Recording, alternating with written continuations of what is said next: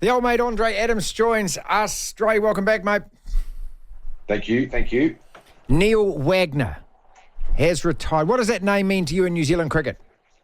Oh, mate, he's a bit of a hero, really, in terms of the way he's gone about things over the last sort of, his whole career, really. I remember when I first saw him, I thought, man, this guy tries really hard, and I wasn't sure that he was fast enough to bowl the way that he wanted to bowl, but he proved everyone wrong. So I think that's testament to his courage and his resilience, his determination. He's been an integral part of a wonderful trio of pace bowlers for New Zealand cricket.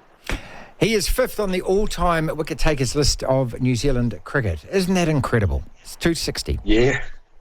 I mean, he's, if you looked at Wags and you asked him, you want to know how old he was, you wouldn't think he was 37. He takes good care of himself, and that's how he's been able to take so many wickets, play so much Test cricket, so many first-class games. And I remember his style when he first started. Everyone was like, "Oh, you've got to swing the ball, and you've got to do this, and you've got to do that." But he's just gone about it his own way, and he's been amazing.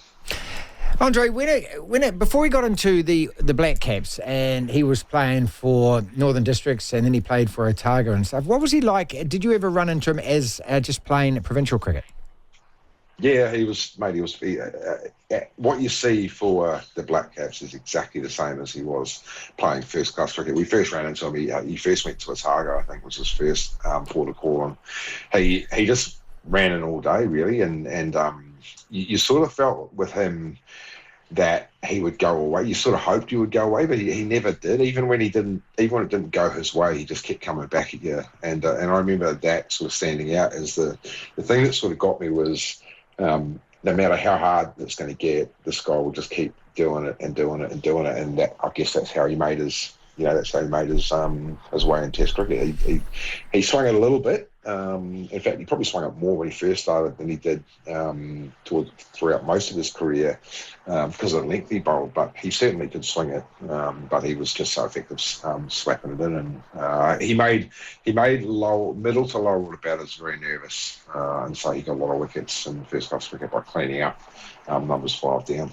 He played in the World Test Championship side. He's got that always, and 260 Test wickets you can never take away from him. All right, the way he bowled, though, short-pitched, leg side, and never at a hell of a clip. And I've always thought if there was somebody doing that to us, we would have a different reaction to him as a cricketer than we have with Neil. So how do you kind of put a perspective on that or pigeonhole that in terms of his career, the way that he bowled, which did, of course, raise eyebrows every time he did attack the batsman like that? Oh, okay, yeah.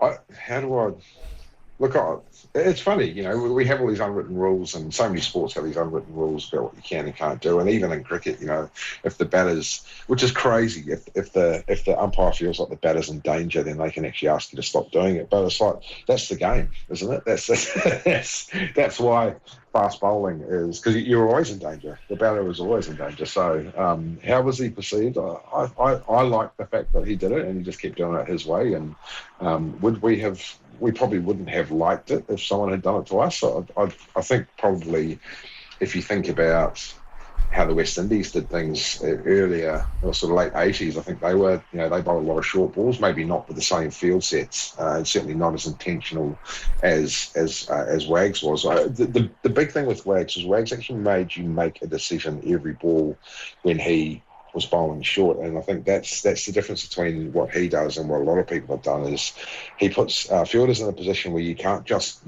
knock it up in the air. You can't basically miss-hit the ball. You have to be absolutely perfect every time you play the short ball. And even with that lack of pace, as you say, I think it's the body language and the intent and the story that he tells the batsman is that this is I'm in charge and you're just waiting to get out.